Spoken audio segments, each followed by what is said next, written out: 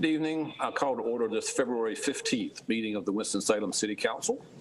Pursuant to the policy and procedures adopted by the City Council pursuant to virtual meetings, I've determined that it's not practical and feasible for the City Council and I to meet together tonight. Therefore, all City Council members are participating virtually. When each council member will be called on for each vote by roll call, and they will raise their hand and indicate their vote. Would the city clerk please read or call the roll, please? Councilmember Larson. Present. Councilmember Clark. Here. Councilmember Mundy. Present. Councilmember Scipio. Present. Mayor Pro Tem Adams. Here. Councilmember Taylor. Present. Councilmember McIntosh. Here. Councilmember Burke. Here. Thank you very much. As we go to our normal time where we have a moment of silence, certainly our city continues to lose giants in our city and our community. Last week, Clara Gaines, wife of Big House Gaines, and then Mike Coe, who was one of the leaders of our downtown revitalization efforts. So keep their families in mind as we go to a moment of silence, please.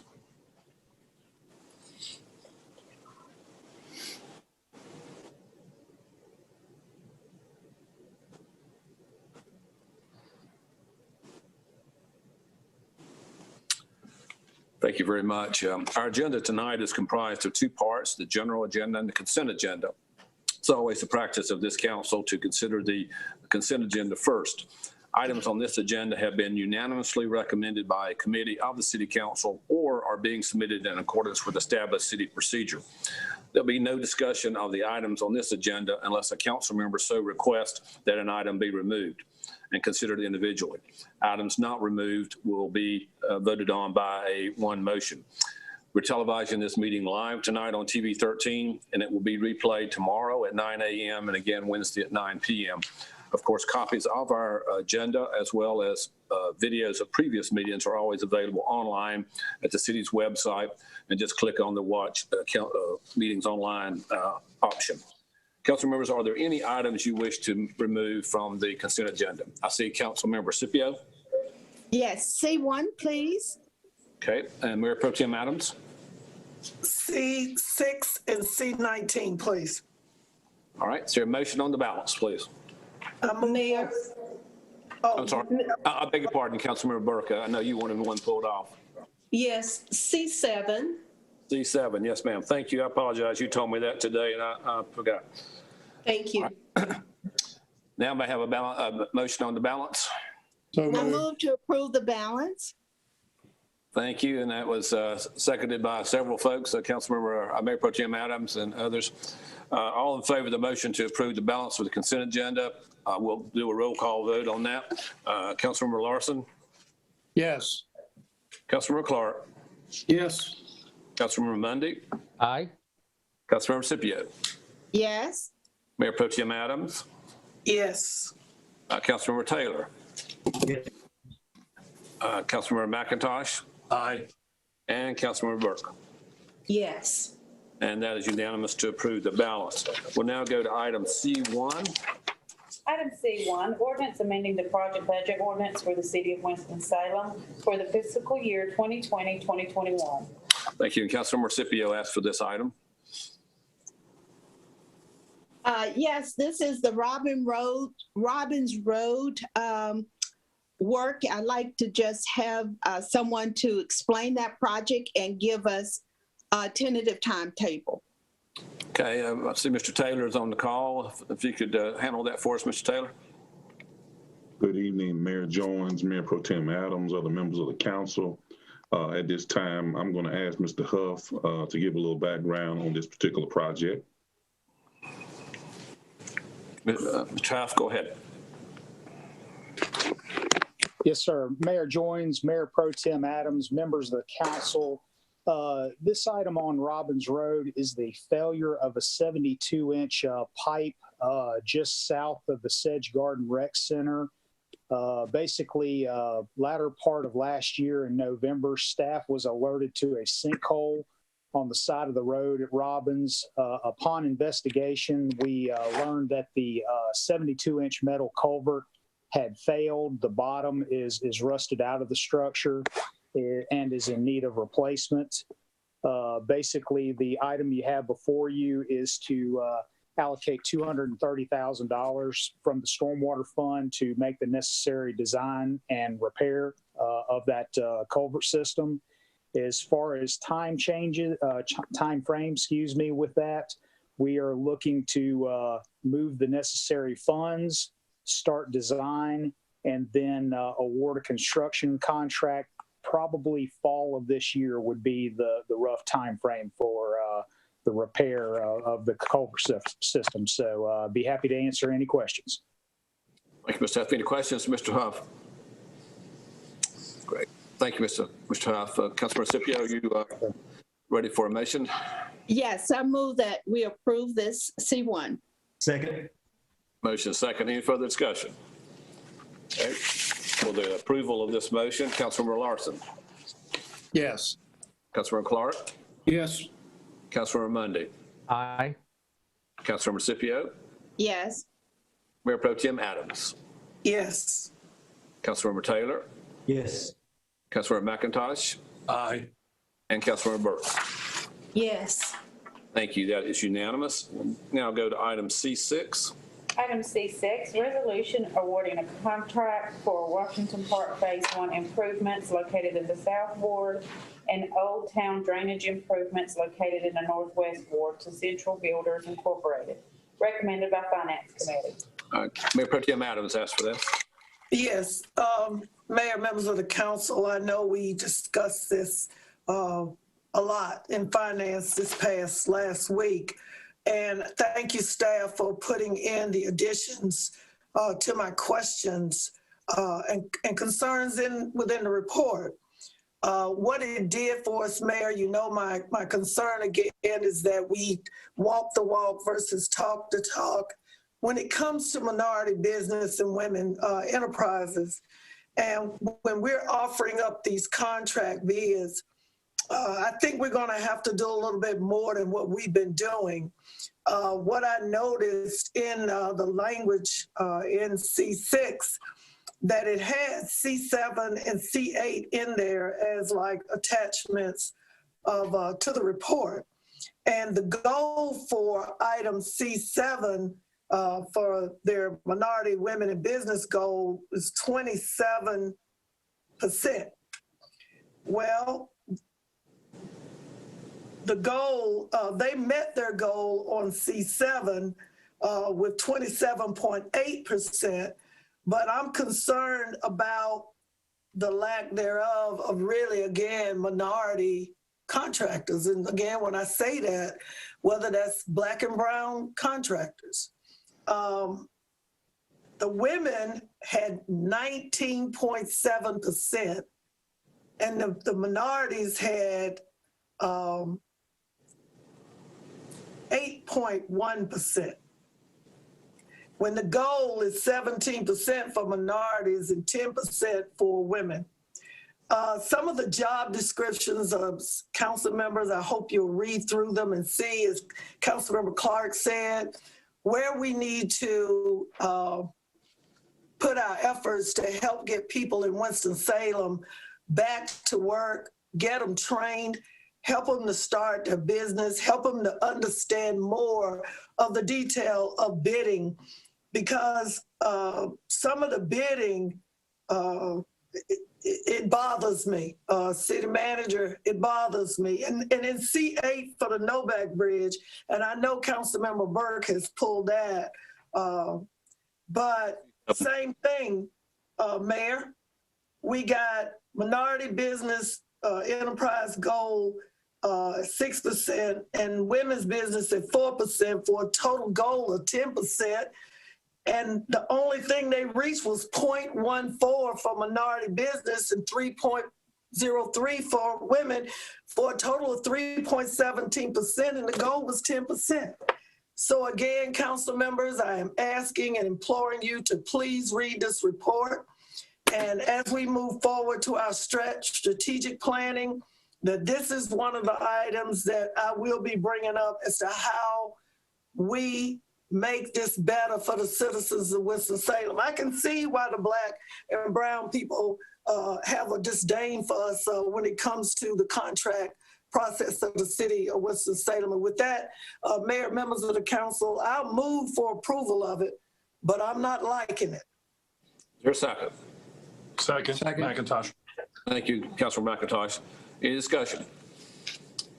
All right, to the roll call, Councilmember Larson, Yes. Councilmember Clark, Yes. Councilmember Mundy, Aye. Councilmember Scipio,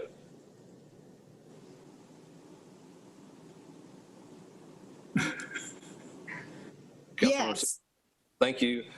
Mayor Pro Tem Adams, Yes. Councilmember Taylor, Yes. Councilmember McIntosh, Aye. and Councilmember Burke. Yes. Thank you. That is unanimous. Now, item C7. Item C7, resolution awarding a contract for Novak Street Bridge replacement located in the Northeast Ward, recommended by Finance Committee. Thank you. Councilmember Burke asked for this item. Yes, thank you, Mayor Jones. As stated, this is the Novak Street Bridge replacement. And at this time, I would like for staff to give us a brief summary for the timeline for the work, the beginning date and the completion date. I think Assistant City Manager Duquesne is going to handle that one. Yes, sir. Good evening, Mayor Joins, Mayor Pro Tem Adams, members of the City Council. I'm actually going to pass for the timeline and some other information to Director of Operations, Mr. Johnny Taylor, and staff, and I'll be ready to answer any questions regarding the engineering side of things. Thank you. Mr. Taylor? Yes, sir. Mr. Keefe, go ahead and brief council. Mr. Huff? Yes, sir. Mayor Joins, Mayor Pro Tem Adams, members of the City Council. With council's approval tonight, staff is hoping to move forward with the contracting phase and make the site available to the contractor the latter part of March into April, and expecting a 8 to 10 month construction window, weather permitting, on the job. So again, site becoming available the latter part of March into April with a 8 to 10 month construction window. Be happy to answer any further questions. Any questions for Mr. Huff or Mr. Duquesne? Councilor Burke? Yes, thank you so much for that information. I would like to know, how often will the bridge be inspected for viability purposes once the bridge is constructed? Absolutely. Councilmember Burke, any bridge that the city owns, operates, and maintains is inspected every 2 years by a contracted bridge inspector under the control of NCDOT. So at a minimum, they're inspected every 2 years, and that is abutments, decking, superstructure, all components. And you did say that this inspection is done by the state? Yes, ma'am. It is done by the state via a contracted bridge inspector. Thank you so much. Yes, ma'am. Thank you, Mr. Huff. Councilor Burke, if you're ready for a motion, I'd entertain that. Yes, I move for approval for item C7. Thank you. Is there a second? Second, McIntosh. Thank you, Councilor McIntosh. Any further discussion? Seeing none, we'll go to the roll call. Councilmember Larson, Yes. Councilmember Clark, Yes. Councilmember Mundy, Aye. Councilmember Scipio, Yes. Mayor Pro Tem Adams, Yes. Councilmember Taylor, Yes. Councilmember McIntosh, Aye. and Councilmember Burke. Yes. Thank you. That is unanimous. We'll now go to item C19. Item C19, consideration of items relating to the acceptance of emergency rental assistance program funds. Resolution authorizing acceptance of emergency rental assistance program funds and execution of agreements to implement program. Ordinance amending the project budget ordinance for the city of Winston-Salem for fiscal year 2020-2021, recommended by Finance Committee. Mayor Pro Tem Adams asked for this item. Yes, Mayor, members of the council, I think it's always important that we, when we have an opportunity to communicate items such as this with COVID and the pandemic and the federal government providing funding, that we communicate like to our communities. So I'd like staff to do a presentation of this item, please. Thank you. Tasha Logan Ford, our Assistant City Manager, would you like to start with this one? Thank you, Mayor Joines, Mayor Pro Tem Adams, and members of council. Item C19 is an item before you for us to approve the funding that has been received from the Department of Treasury for just over $7.4 million to provide eviction assistance to members of the city. The county, Forsyth County, also received a funding allocation from the Department of Treasury, and we are working collaboratively with the county to roll this program out. I would ask our Director of Community Development, Ms. Marla Newman, if she would provide the detailed information regarding the program and how we plan to implement this for the residents. Ms. Newman. Newman. Thank you. Mayor Joines, Mayor Pro Tem Adams, members of the council, Marla Newman, Community Development Director. As stated by Assistant City Manager Tasha Logan Ford, the city has received $7,478,359 from the Department of Treasury to be utilized for rent and utility assistance. Again, also Forsyth County, with whom we are collaborating, has received $4,052,179. For ease of reference, we'll refer to the program as ERAP, Emergency Rental Assistance Program. We are working primarily with the Department of Social Services with the county for implementation of this particular program. A few of the details about the program's utilization, the rent and utility assistance will be provided for households that, of course, have been affected by the economic impact of the coronavirus pandemic. Households have to have at least a 80%, or their household income must be at 80% of area median income or below. The household either is named in the lease or is on the utility account. The household or individual who applies for assistance must qualify for unemployment benefits. They have had a reduction in income either through furlough or have lost their job, or a reduction in hours due to COVID. They have incurred significant costs and hardships, financial hardships due to COVID, and are at least 1 month behind in rent or utilities at the time of application.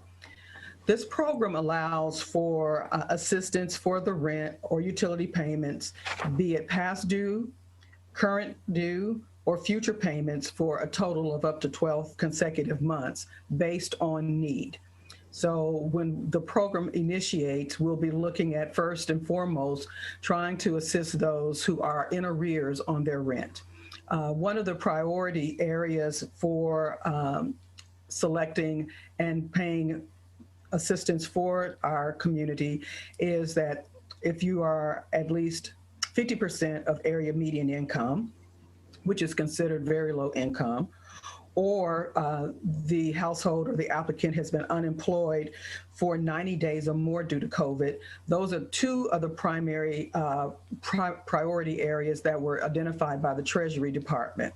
We have also decided that another area for priority for our community are for our residents who currently have eviction notices. So these are our families who are at imminent risk of displacement. So we have added a third category for priority for Winston-Salem and Forsyth County.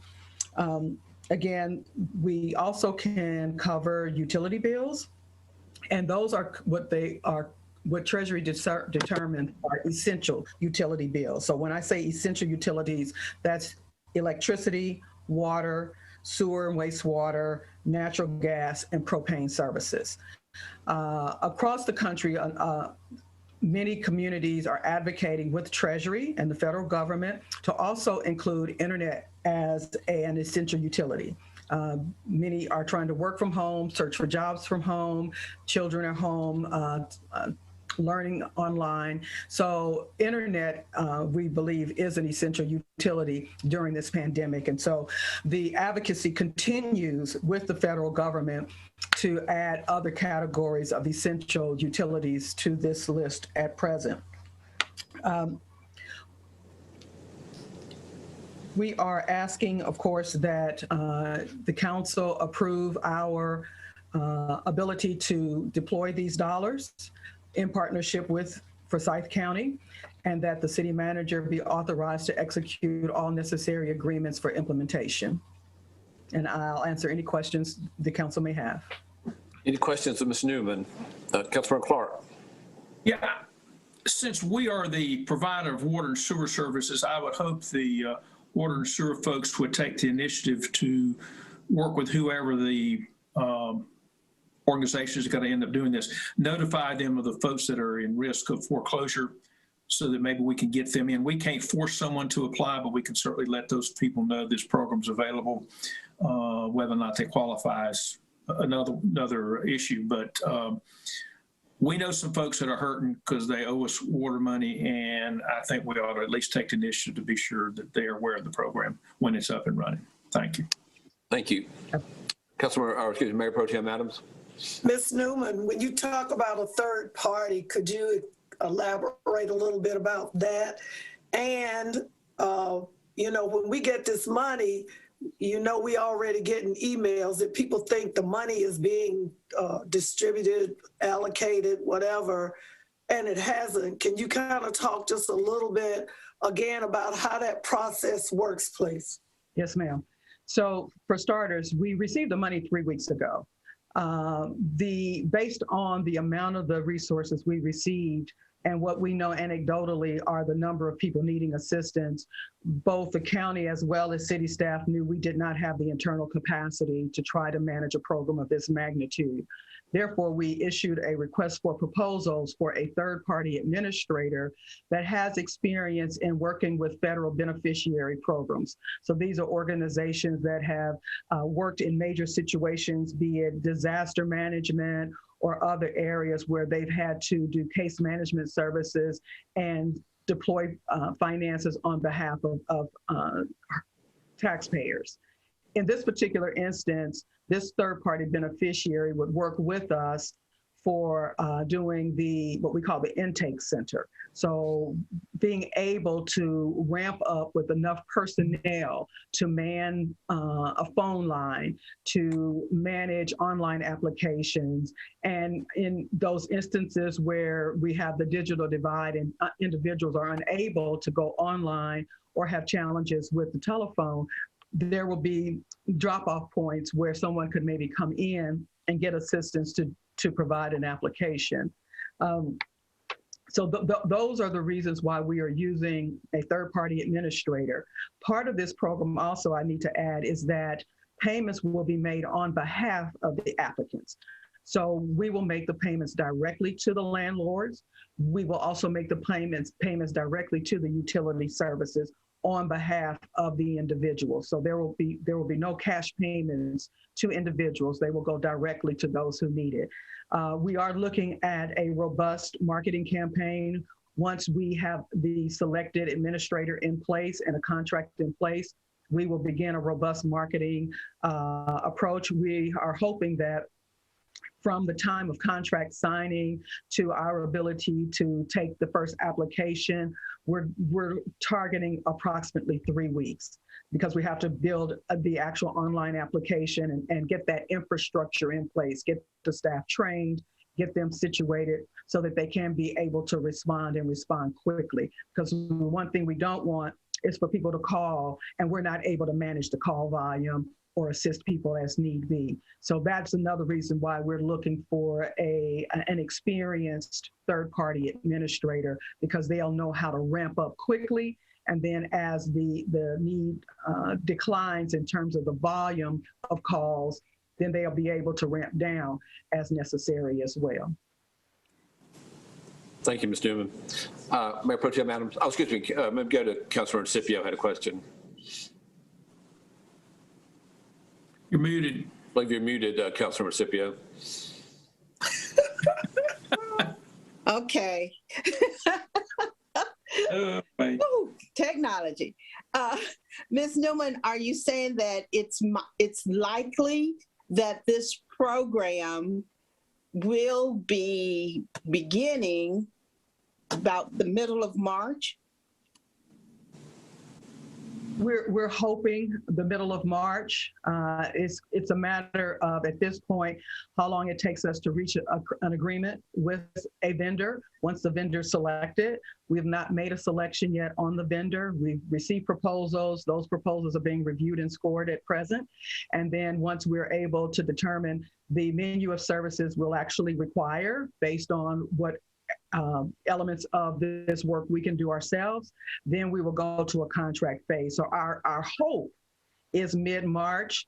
That's the hope. That's the hope. That's the goal. Thank you. Mayor Pro Tem Adam, excuse me, Councilmember Mundy. Yeah. Will this be a one-stop shopping, so to speak, opportunity for people in need that they can go to this one source, do the intake, and whether they're dealing with rent or gas or electricity, any one of those bills can be paid, or all of those bills with one visit? Yes, sir. It's one application. And with that one application, you can make known all of the needs that you have. And that one stop that you mentioned is for us collectively with the city and the county. So this way, any of our residents, if you live in the city or if you live in the county, it's one application, one drop-off point per day, or wherever we are able to set up the locations. It's only going to be one place. So the residents just come to that place and they don't have to worry about where to go if you're in the city or in the county. Thank you for that, Ms. Newman. Yes, sir. Councilmember Larson. Do we have any hazard over the next 30 days of eviction or utility cutoffs while we're waiting for this program to be implemented? I would imagine that that's possible, but we do have an eviction moratorium in place. So there should not be, I'm sorry? I think till September, I believe, from the governor. So that should not be an issue. However, once we open the program, we still want to encourage individuals to come in and apply so that those landlords can be paid the monies that they're due. And if the need continues for these individuals, we can recertify it in 3-month increments if there is still a need to be able to pay rent going forward. These monies have to be spent by the end of this calendar year. So we want to encourage those who are in need to come and get assistance, because again, that supports the landlords who are providing the housing. So this is a win-win for both the tenants as well as the landlords. So we don't want people not to come because of the moratorium. We want to encourage folks to come in so those landlords can get paid. Does this apply to utilities as well? Do we have a utilities moratorium? No utilities moratorium that I am aware of, but these monies can be paid in the future as well. So not just for arrears. As long as that individual can attest to an ongoing need and provide the appropriate documentation, those things can be covered. Thank you. Thank you. Yes, sir. Now, Mayor Pro Tem Adams. Oh, excuse me, Mayor Pro Tem. We got Councilmember Taylor. Thank you for your patience, Mayor Pro Tem. Ms. Newman, we will be keeping track of the data on who's participating, correct? Absolutely. Absolutely. That's one of the key reasons for having someone with experience, because they know how to track, well, collect and track data. In addition, that's going to be a requirement of the Treasury Department. So just as we'll need to report to you all as well as to the County Commission, we will also have to provide data to the federal government. So it is critical that the selected vendor have the capacity to collect and track data that will assist us with reporting. So that tells me at the end of the program, there's going to be a heat map. But while the program is going on, how do we ensure that the money that's going out is spread evenly to all areas across the city and not just in one particular area? Well, we don't have any kind of geographic specifications because it's based on need and who comes to us. So we will also, though, be tracking throughout and be looking to provide updates on a regular basis. One of the things that the collective team has discussed is receiving weekly drawdowns on data. So every Monday, perhaps, we get a drawdown on the activity from the previous week.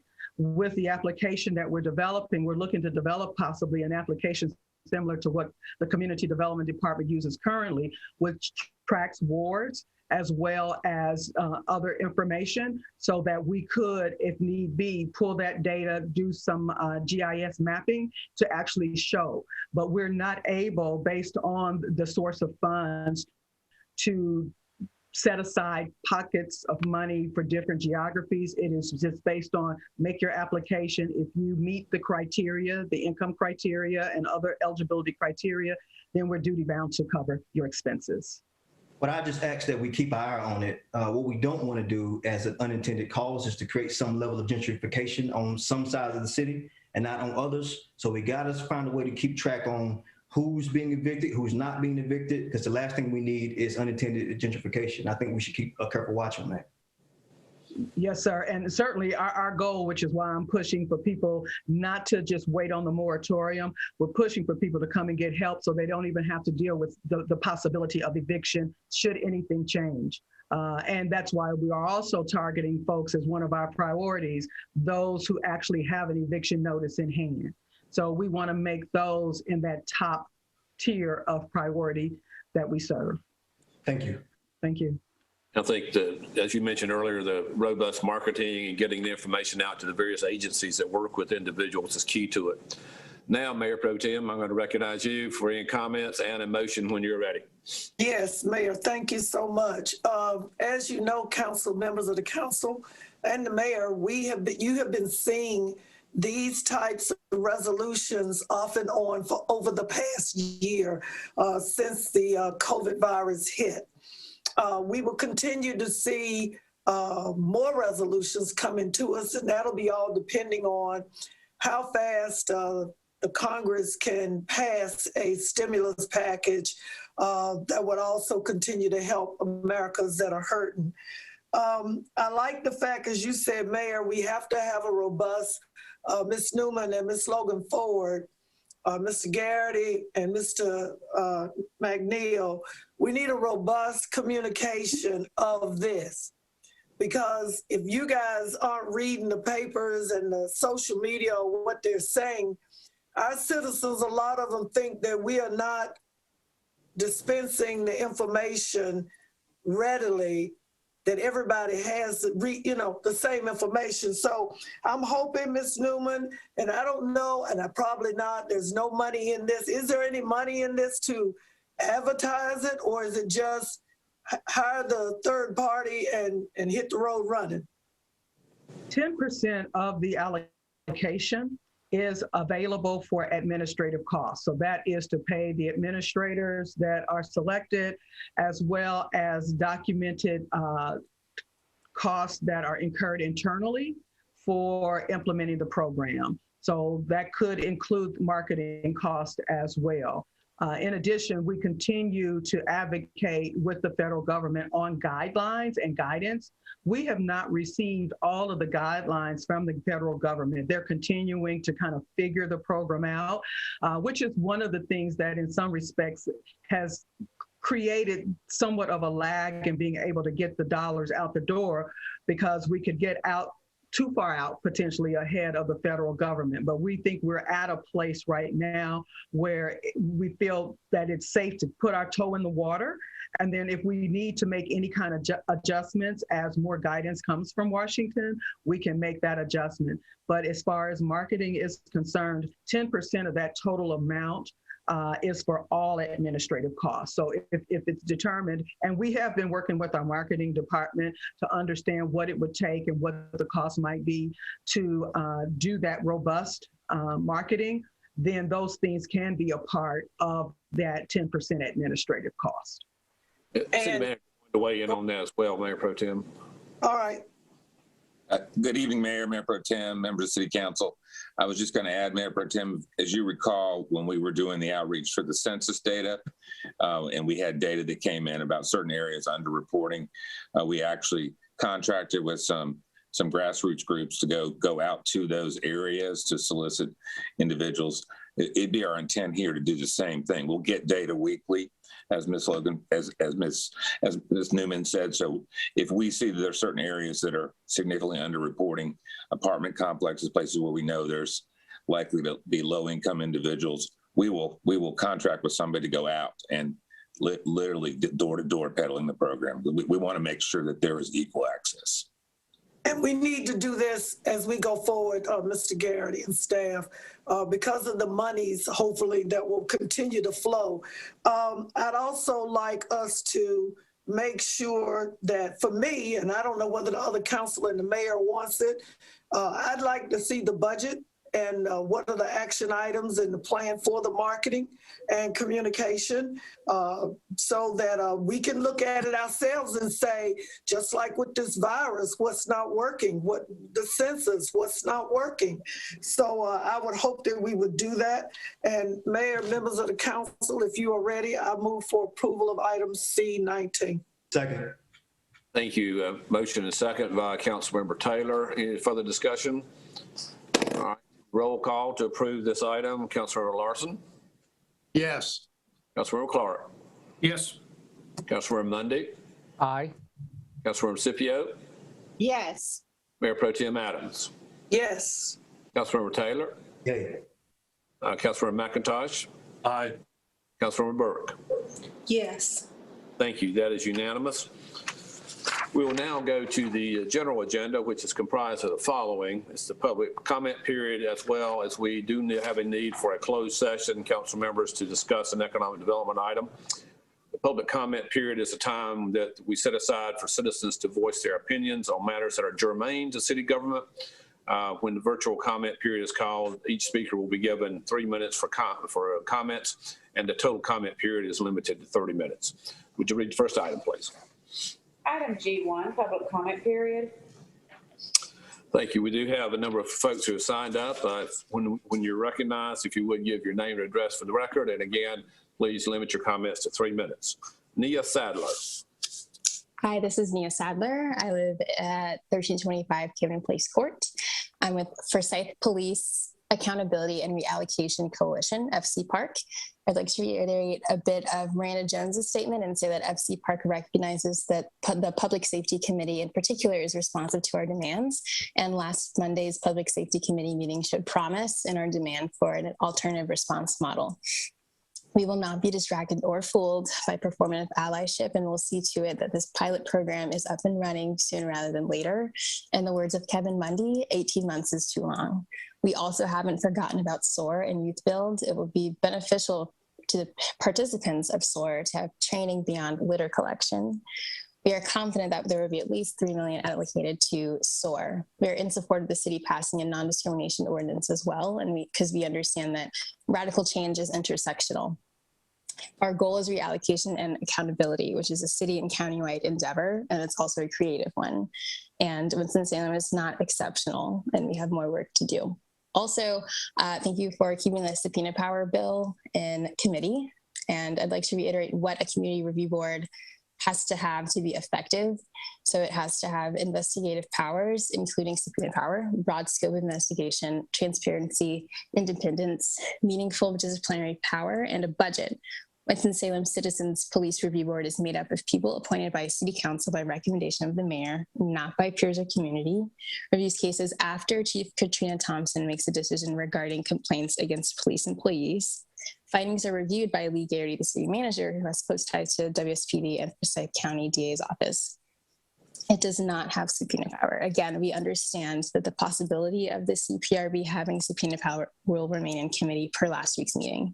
However, our demand for a completely independent and transparent civilian police oversight authority still stands.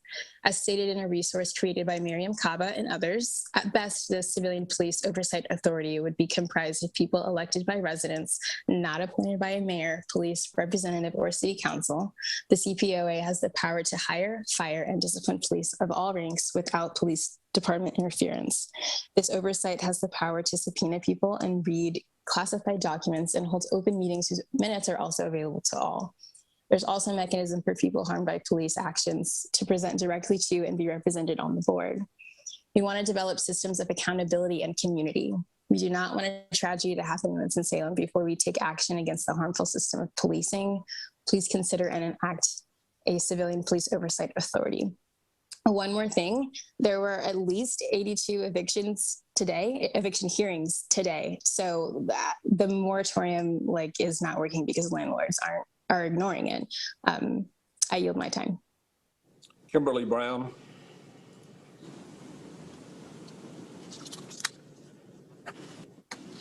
Hello, my name is Kimberly Brown. I'm with Second Harvest Food Bank. I thank you all for this opportunity just to speak with you for a few moments on today. We would like to just thank the city for all that you do in terms of the Think Orange campaign that happens in September.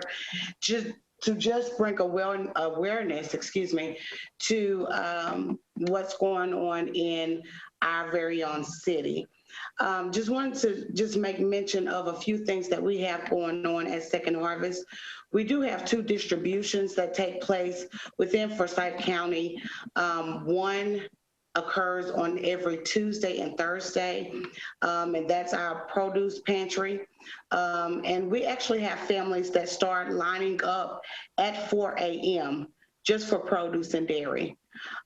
We also have a direct distribution that we have every other Saturday that takes place at 9 a.m. These families and individuals start lining up for that particular distribution at 7 p.m. the night before. So when we go and we do the registrations and we knock on the doors, we often see families of children bundled up in blankets.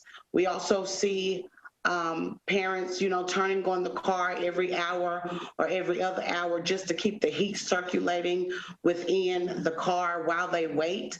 We've even had someone recently, 2 people as a matter of fact, to actually wait over 25 hours to be served. So hunger is a great issue within our community, even though we have resources available. Hunger is still a major part. Without food, then children can't learn. Parents can't go to work effectively without worrying about how am I going to be able to feed my family. I bring you all this to say that we are in need of volunteers. We have been able to pick up volunteers because we are considered an essential company or organization. So we are in need of volunteers. We are getting volunteers. We are pulling on the heartstrings of many, and all of our citizens, or most of our citizens, do see this need and they're coming in to help out, but we can definitely use more help. Anywhere between 42,000 and 50,000 pounds leave our facility each and every day. However, we have more trucks bringing in food, and that's a good problem to have. But I would just like to say that the harvest is plentiful, but the laborers are few. We just do not have enough people to get the food out. So if at any measure that each one of you— Time's up. Thank you. Thank you. Katie Murowski. Yes, thank you. My name is Katie Morowski, and I live in the 27103 zip code. I am in support of the Forsyth County Police Accountability and Reallocation Coalition. My comment is in reference to FC Park's demands and efforts to keep this movement intersectional. While members of the Public Safety Committee are, quote, heavily leaning toward, quote, an alternative response model for mental health crises, it seems that we're still not on track to addressing the root of crime and the persistence of harm in policing. Both the City Council and County Commissioners unanimously voted to ratify the Real-Time Crime Center and the expansion of the Drug Task Force. It is my understanding that the Real-Time Intelligence Center, formerly known as the Real-Time Crime Center, is open and running, which means that our citizens are being heavily surveilled for their safety, in quotes. It is also my understanding that the surveillance over policing marginalized communities and community policing does not decrease crime. It only makes those marginalized communities, whether it be Black, Brown, queer, or Indigenous, more susceptible to being incarcerated. City Council and County Commissioners unanimously voted for the expansion of the Drug Task Force, whose warehouse is the location under a cloak of darkness, as was jokingly stated in a previous City Council meeting. What's also interesting is that the forfeitures of the task force will keep it funded. So the expansion of the Drug Task Force needs crime to keep it functioning for the next 10 years. It's my fear that this Drug Task Force will perpetuate the flawed war on drugs, which has severely increased policing and mass incarceration across the nation and has disproportionately affected Black and Brown communities. Miranda Jones of Hate Out of Winston and F. Park states, we continue to demand demilitarization of Winston-Salem Police and the Forsyth County Sheriff's Office, but the City Council's unanimous approval of the real-time crime center with the shot spotter system is an example of military-grade surveillance that expands the policing while not addressing the root causes of violence in our community. Council members, we hope to see the implementation of alternative responses models sooner rather than later. Thank you. Emily Barnes. Hi, my name is Emily Barnes, and I live in 27105 area code. I'm with Forsyth Police Accountability and Reallocation Coalition. I'd like to voice my support today for a mental health diversion model to alternative to policing. And I support the idea for our city council to implement a pilot program to gather data. I think this is imperative. It is imperative that this model be an alternative to policing, which reduces the number of police officers responding to crisis calls, which are better suited for crisis workers. I would also like to voice my support for successful outcomes after release, or SOAR, and youth build programs, and to promote the idea of allocation of at least $3 million to SOAR. I'm in support of passing a non-discrimination ordinance. We should remember that reallocation and accountability is an emerging solution to systemic issues across the country. To further reiterate Nia Sadler's statement earlier, in the demand for a completely independent and transparent civilian police oversight authority, this civilian police oversight authority should be comprised of people elected by residents and not appointed by a mayor, police representative, or city council. And they should have the power to hire, fire, and discipline police of all ranks without police department interference. This oversight has the power to subpoena people and read classified documents and holds open meetings. There is also a mechanism for people harmed by police actions to present directly to and be represented on the board. Again, we want to develop systems of accountability and community. We do not want a tragedy to happen in Winston-Salem before we take preventative measures against these harmful systems of policing. Please consider and enact a civilian police oversight authority. That's all for me. Nathan Snipes. Nathal Snipes.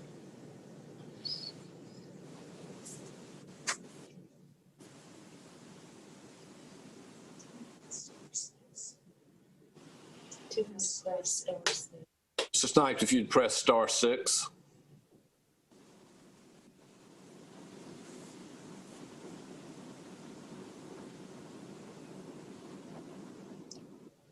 Mr. Snipes having some problem. We'll go to the next speaker, Mackenzie Cates Allen. Mackenzie Cates Allen, 3490 Pigeon Ridge Drive. Mayor Joins, Mayor Pro Tem Adams, council members, hardworking staff, and citizens, good evening. It is good to be with you virtually again. Thank you for your time and attention tonight. There are several items I would like to address. The first, I do support FC Park, and I'm thrilled that the council is considering other ways of best addressing our mental health needs in Winston-Salem. I think using an alternative response model will enable our folks in law enforcement to succeed in their jobs and protect those who need it most. Secondly, I'd like to express my opposition to rezoning case W3461, which will come up for public hearing on March 11th. It's literally in my backyard, and it's really brought my attention to the suburban plans that we have for our city. I don't want to be anti-development, but I do want to remind council that, quote, area plans are simply recommendations. However, decision makers must also take into account current site conditions, community needs, and changing circumstances. On paper, perhaps it looks good to put as many development projects into each area as possible, but in reality, our density over here off Old Salisbury Road and Stafford Village is already quite full. The project that is proposed will wipe out much woodland that houses a surprising amount of wildlife for an area that already has dozens, if not hundreds of units just right across the street. There are more being built right now and a senior home already around the corner. That's in addition to the new houses under construction right now, also behind our development. I suggest if this for-profit project is truly needed, there are more than 4.5 acres just a ways down the road. And in listening to the amazing interns and staff and volunteers with Think Orange and, of course, Second Harvest, trying to think critically about land usage and growing food here. I think we have got to re-examine our area plans and maybe bump up hunger and feeding our community to the top of our list. And I'm not sure what the balance is between getting folks housing and taking care of the people that we already have, but I very much look forward to working with you and trying to find it. I do know that times are crazy right now, and as the Mayor Pro Tem always says, city government can't do it all. But what we can do is be extra careful and safeguard our land, which kind of seems to be rapidly running out. My personal effort towards that will be attempting to garden using my lawn and going to beekeeping school. And I'll probably come back next month with more on that, who knows. But I do look forward to the return of some kind of quote normal. And I hope to see you in person one day soon when it is safe. And I do want to thank you all for your hard work and service. And y'all stay safe now. Thank you. Celine Johnson. My name is Celine Johnson, 27103. Tonight I'll be reading a statement from another Winston-Salem resident, Sarah Fransheim, 27104. Sarah has asked me to read this on her behalf because it's the very personal and heart-wrenching story of her dad's struggles with mental illness. She wants to be sure you hear the story and not just her tears. From Sarah. I'm here to ask the City Council to consider an alternative mental health response model as part of our 911 system. To hear that the city is considering this possibility fills me with both overwhelming hope and sorrow. To explain such a juxtaposition, I would like to share the story of my dad, who in his early 30s developed severe bipolar 1 with psychotic features as well as schizoaffective symptoms. For those not familiar, bipolar 1 is a mood disorder with severe periods of depression and episodes of mania. Schizoaffective disorder is categorized as both schizophrenia and a mood disorder. Dad was in denial about his illnesses and often wouldn't take his meds. When medicated, he was well-liked and pleasant to be around. When unmedicated, he was paranoid and aggressive. He spoke to people who weren't there. He heard voices that told him to kill himself, and his actions put himself and others in danger. He needed help from mental health professionals who understood his illnesses and could admit him to a medical facility. Instead, Dad regularly had the police called on him. From the onset of his diagnoses, Dad had over 30 encounters with police, including 2 9-hour standoffs. I'm forever grateful to the officers who responded, as they always ended the situation without anyone getting hurt. However, for Dad, this meant being arrested, booked, and seeing a judge before getting mental health care. He would spend hours to days in a cell until paperwork could be processed to get him to a facility. These periods without treatment were detrimental to his recovery and made it harder for clinicians to get him stabilized. It also led to his distrust of the criminal justice system. In the last years of his life, he spent several months in jail. He had limited access to mental health care, his caseworker, or a support system. The week after being released, he tried to kill himself because of his fear of jail and mistrust of the system. Subsequent interactions with the police resulted in additional failed attempts at ending his life. My dad died alone in his home in 2019. He was 64. He is an example of why cities need mental health clinicians as first responders. Having clinicians would have prevented my dad from having standoffs with the police or sitting in a jail cell when he could have been in a facility receiving treatment. I would give anything for a program like the one being considered. I can't tell you how much relief it would have brought to know Dad would have been looked after in a time of crisis, but more importantly, how much peace and dignity it would have given him. Police officers provide a tremendous amount of service to the community, but mental health resources aren't and shouldn't be one of them. I humbly ask that the council consider implementing an alternative response model to mental health crisis calls. It's too late for my dad, but it's not too late for someone else's loved one. Thank you. Thank you. Jocelyn Clark. Hi. So I hope you all can hear me. Okay, so I'm calling because I have an issue with trash collection. So I moved into my property, and I'm in Rural Hall, the part that was annexed a while ago, 27045. And I do not have a regular trash bin. I contacted the 311. They told me that they were currently out. They didn't know when they would have any more. But you know, they put in my service call, and this was in November. I still don't have a trash can. I've made 2 other calls. My second call, the lady told me that I could actually use my own bin that was covered. and my trash would be picked up, and it was maybe picked up every other week. And so I called today to ask kind of why was it being picked up every other week?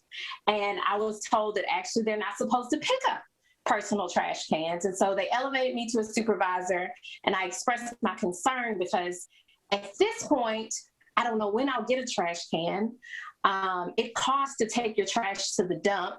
I am lucky enough to have transportation, but I don't have a pickup truck, and trash that is set outside, you know, can potentially have mice in it or some other type of rodent that can get in my automobile.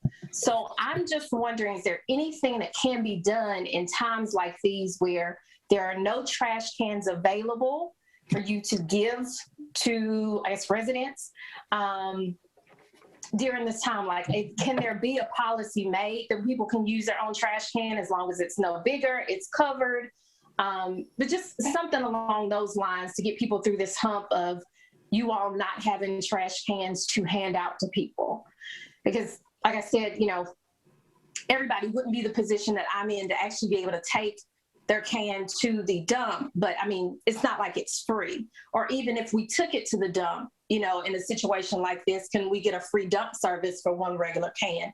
But just something that can happen for this time period of where you all are out of cans. I would just really appreciate you all thinking on that, and, you know, potentially just helping myself out and people in a similar situation as me. Thank you. Thank you, Ms. Clark. We're certainly sorry for the issues you're having to deal with there. And I know our sanitation director, Ms. Hinton, is on the call. She heard that. If you would send via the chat your name, your address, and contact information, we will definitely follow up with you. Thank you. Okay. Next speaker is Chris Canaras. I'm sorry, I'm in trouble with the last name. Chris, starts with a K. Yeah, you got it. It was pretty Thank close. you. I appreciate you attempting that. I'm calling just to support FC Park's demands, particularly about an alternative response model. I'm new to Winston-Salem. I'm a mental health therapist in the area here. And I don't know if you all know this, but Denver launched a pilot program last year, redirecting some of the 911 calls to a mental health and physical health professional. I believe there were over 750 calls just in the last 6 months. 0 were escalated to violence or arrest. Look, I support the police, but the police got too much on their hands. I'm just calling to, again, repeat that I support this alternative response model, and hopefully we can get some mental health professionals out to these calls to help deal properly and safely with community members with mental illness. That's all I got to say. Thank you. Thank you, Chris. Thank you. That will end our public comment period tonight. We do have a need for a closed session, and in that regard, I'll recognize Councilmember Larson for a motion. Mr. Mayor, Mayor Pro Tem, I move the City Council go into closed session pursuant North Carolina General Statutes 143-318.11 C4 to discuss the location or expansion of industry or businesses within the city of Winston-Salem. Is there a second? Second. Thank you, Councilor Scipio. For a roll call for going into closed session, Councilmember Larson. Yes. Councilmember Clark. Yes. Councilmember Mundy. Aye. Councilmember Scipio. Yes. Mayor Pro Tem Adams. Yes. Councilmember Taylor. Yay. Councilmember McIntosh. Aye. Councilmember Burke. Yes. Thank you. That's unanimous for the City Council and I to go into closed session. I think we don't need to do anything. We will get moved.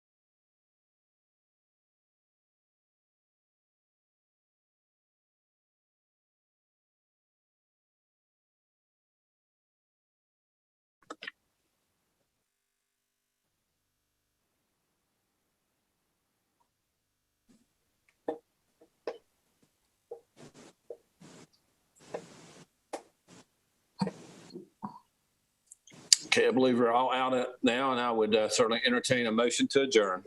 Move for, I'm sorry, we got a motion to end the closed session. Thank you. that's what I did. Move for. Okay. I knew you were jumping. Move for. Thank you, Mayor Pro Tem. Second. Second. Clark seconded. All in favor of ending the closed session, say aye. Aye. Aye. Is there any opposed? Thank you. Now, is there a motion to adjourn? So moved. To adjourn? So moved. Several folks moved and seconded. All those in favor of adjourning, please say aye. Aye. Aye. Is there anyone opposed to adjourning? Seeing no one, we are adjourned. Thank you very much.